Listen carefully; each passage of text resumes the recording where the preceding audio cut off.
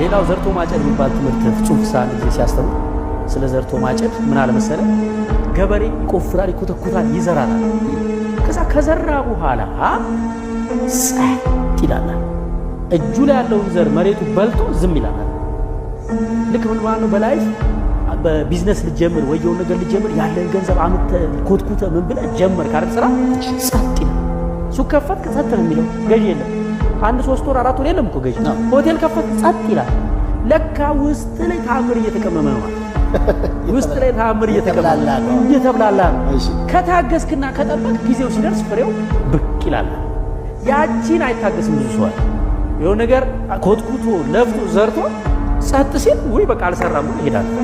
ስለዚህ ሌላ ሰው ይመጣና ያጭደዋል አንድ ሽማግሌ ናቸውና የሚገርማችሁ ሁሌ ጧት እየተነሱ መጽሐፍ ያነባሉና ትንሽዬ ልጅ አለች እቺ ልጅ ምንድነው የምታደርገው ሁሌ ወደ ትምህርት ቤቷ ስትሄድ እሳቸው እንዳያለች እሳቸው ሁሌ ጧት 11 ሰዓት ላይ ብርድ ይሁን ዝናብ ይሁን ምን ይሁን ችለውት ጋቢያቸውን አድርገው ያነባሉ እሷ ያየች ትምህርት ቤቷ ትሄዳለች ሁሌ ትሄዳለች እና ምንድነው የሚገባት ትልቁ የህይወት ሚስጥር ማንበብ ነው ማለት ነው ብላ ትረዳለች ስለዚህ ጎበዝ ተማሪ ሆነች ሳታውቀው በረታች ጎበዘች በትምህርቷ አደገች መጠየቅ ጀመረች ህይወትን መመርመር ጀመረች የሆነ ቀን እኛ አባት እጃቸውን ገልጠው ያነበቡ ያለ ጧት ከኋላቸው ተከሰተች የሚያነቡትን ስታይ ግን ተገልብጧል በጣም አዘነች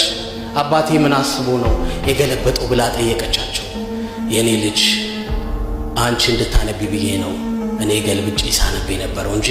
ማንበብ አልችልም አሏት የሌለህንም መስጠት ትችላለህ